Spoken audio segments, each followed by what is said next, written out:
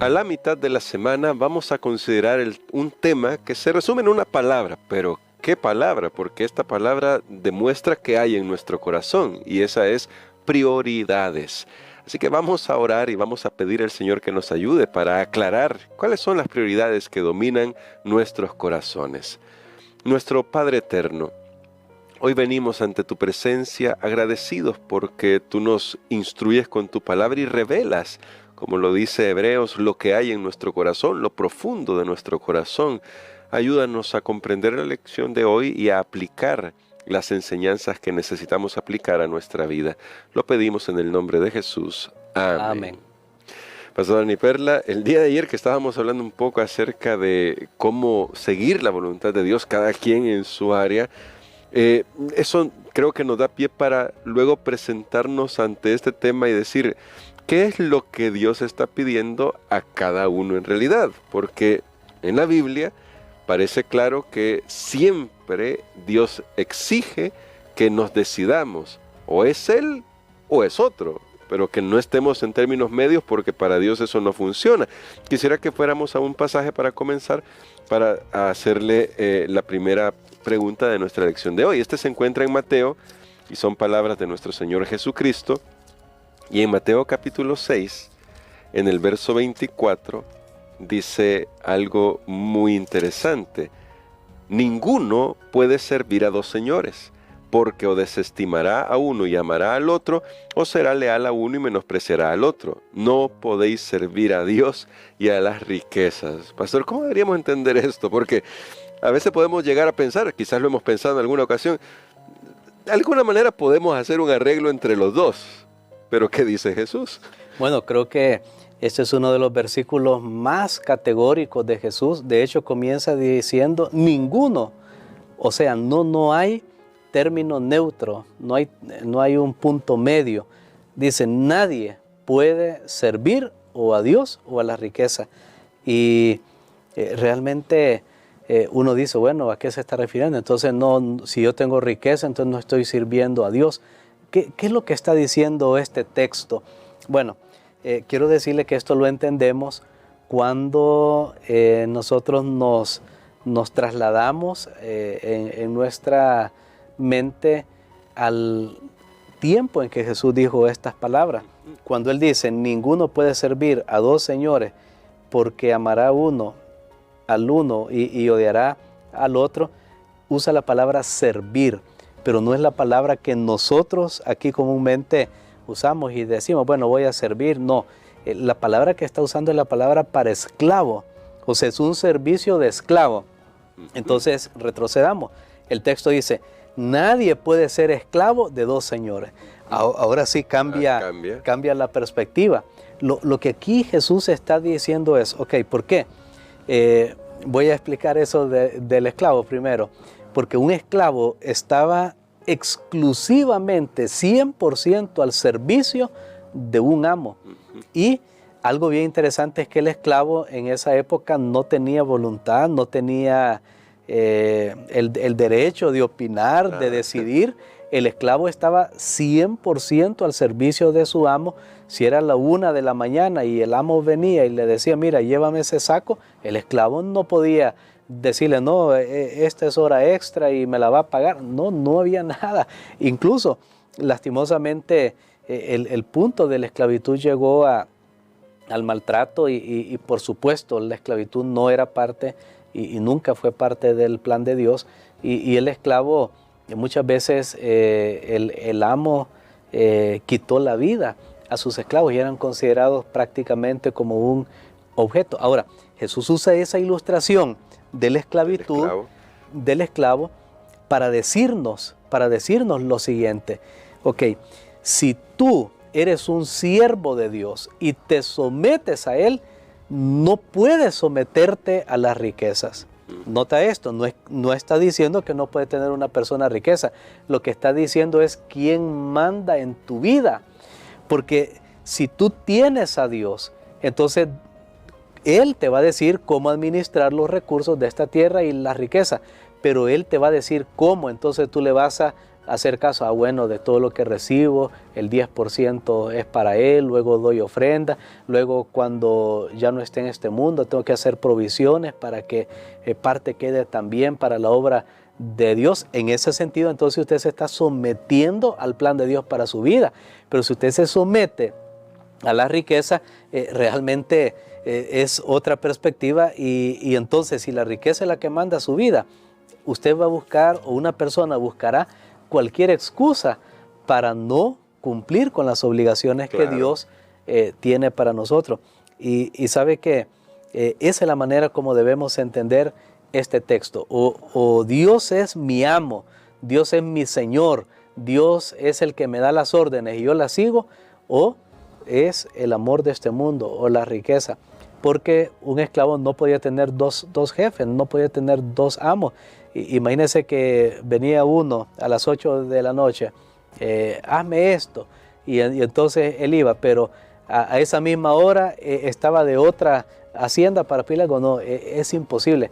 Entonces creo que de esa manera es que debemos entender esto. Y ahora, pastor, porque me gustaba mucho esta ilustración porque justamente hace que decidamos por nuestra lealtad, pero ahora viene una pregunta para nuestro tiempo, y ya eso creo que lo veían los apóstoles: ¿cuán sutilmente se puede introducir en nuestra vida el otro amo? Es decir, Dios debe ser nuestro amo, pero el otro amo, Satanás, y luego a través de él, o porque él los pone también riqueza y todo eso, o deseos y cosas por el estilo, ¿cómo se introducen sutilmente en nuestra vida y cómo podemos cuidarnos de eso? Bueno, creo que si nosotros obedecemos las indicaciones del primer amo, que es Dios, usando este texto, recuerden, estamos en el contexto de la lección de hoy, Mateo 6:24, no va a quedar espacio, y ese es el punto, porque recordemos el gran mandamiento: amarás al Señor tu Dios con todo, y ahí ya lo habíamos mencionado, el corazón, la fuerza, la mente, etcétera. Entonces no queda espacio para otro amo. Si se introduce otro y quiere estar mandando en nuestra vida y le estamos haciendo caso, indica que no le hemos dado todo a Dios. Ahí está el punto. Y de hecho son dos visiones totalmente diferentes. Usando la ilustración de Mateo 6:24, por ejemplo, un amo te dice, tienes que ser humilde. El otro te dice, sé orgulloso. En uno caminamos por fe, en el otro por vista. En uno estamos concentrados en las cosas que no se ven, en el otro las cosas que se ven. En uno nosotros estamos concentrados en las cosas del cielo, en el otro en las cosas de la tierra. En uno se nos dice, por nada estéis afanosos. En el otro, mira, vive ansioso, ¿qué vas a comer? ¿Qué vas a beber? Son dos tesorerías, son dos visiones diferentes, pero una elección, como usted lo mencionaba al principio. De hecho, cómo manejamos el dinero es la clave, es la llave para tu percepción espiritual. Miremos eso, ¿quién está manejando mi vida? Y yo quiero decirlo, hermano Gerson, con mucho cariño, con mucho amor para los que nos están escuchando. Cualquier persona que pone una excusa, sea aparentemente buena, mala, cierta o no cierta, para no dar a Dios lo que corresponde, está siendo dominado por el que Jesús dijo, la riqueza. Aunque no tenga mucha riqueza, lo triste es eso, que muchos o algunos puede perderse y ni siquiera tiene grande riqueza, pero lo poco que tiene no puede dedicarlo para el Señor. Y eso es triste. Y eso es muy triste, pastor.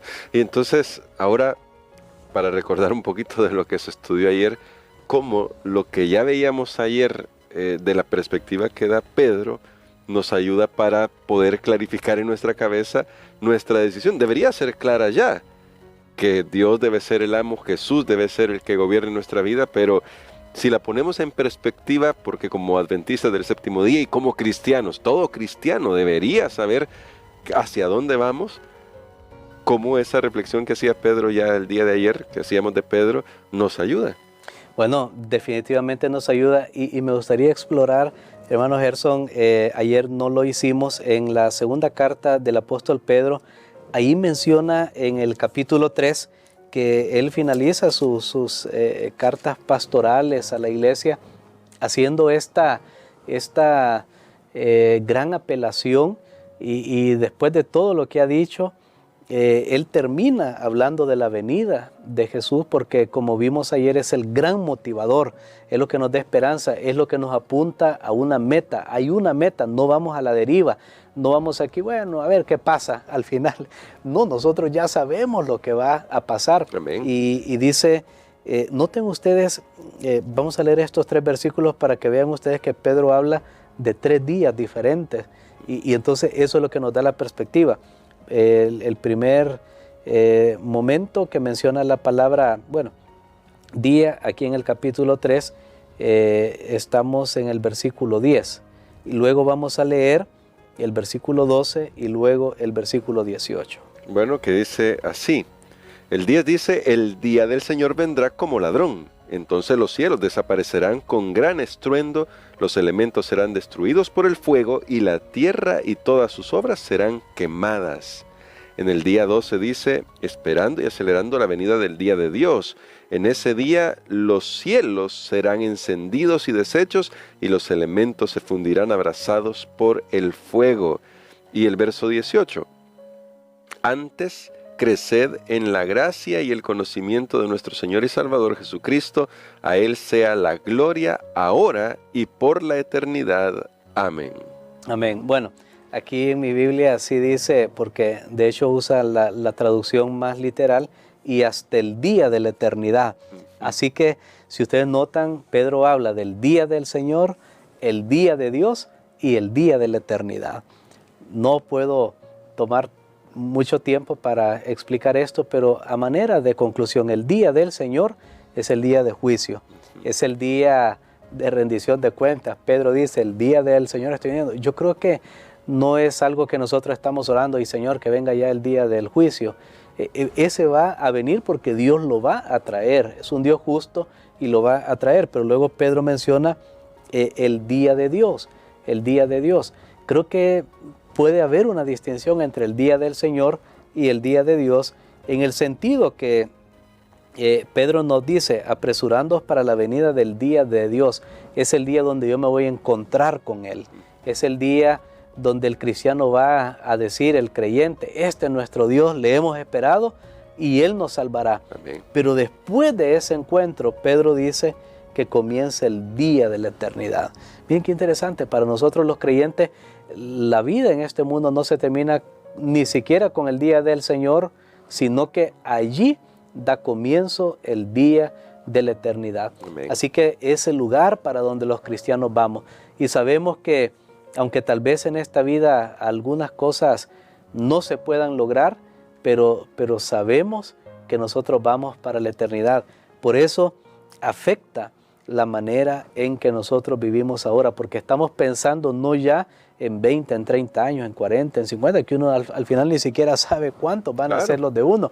Solo en retrospectiva uno puede ver y decir, bueno, ya viví tantos años, pero ¿cuántos más voy a vivir de aquí en adelante? Yo no lo sé, pero independientemente de cuántos años voy a vivir, lo que sí sé es que viene el día de la eternidad y Dios quiere que yo viva, que yo esté listo para vivir con Él por la eternidad. Eso cambia la manera como vemos todas las cosas. Y hago una atenta invitación, amigo, usted que nos está escuchando, deje que Dios transforme su corazón, tenga la esperanza del día de la eternidad. En este mundo hay cosas difíciles, hay cosas bonitas, pero todo eso no nos nuble nuestra visión para el día de la eternidad. Amén. Y ahí está, ¿no? Por eso, si elegimos nuestras prioridades bien hoy, si decidimos adecuadamente, si nos decidimos por el Señor, el día de la eternidad está asegurado para nosotros por lo que Cristo hizo en la cruz del Calvario. Y quisiera, pastor, que orara por nosotros por eso, para que tal vez, si hemos estado enceguecidos porque sutilmente hemos dejado que entren sutilmente, para decirlo mejor, los engaños de este mundo, ahora podamos reconocerlo y expulsemos todo eso de nuestra vida y pongamos a Dios en primer lugar. Amén. Padre, gracias te doy, Señor, porque nos das esta maravillosa enseñanza de tu palabra. Nuevamente hemos hemos escuchado las palabras inequívocas de Jesús al decirnos que en nuestra vida solo puede haber un tipo de Señor gobernando. Queremos que seas tú, Padre. Queremos que tú tengas el primer lugar en nuestras vidas. Si hemos permitido que las cosas de este mundo quieran tomar el control, te pido que nos ayudes para poner todo nuevamente en su verdadera perspectiva. Ayúdanos a mirar con expectación, con anhelo, el día de la eternidad que sabemos que está viniendo, Padre. Sabemos que antes de eso habrá un día de juicio, habrá un día de rendición de cuentas, pero ayúdanos a confiar en la justicia de Cristo como nuestra única esperanza. Lo pedimos en el nombre de Jesús. Amén.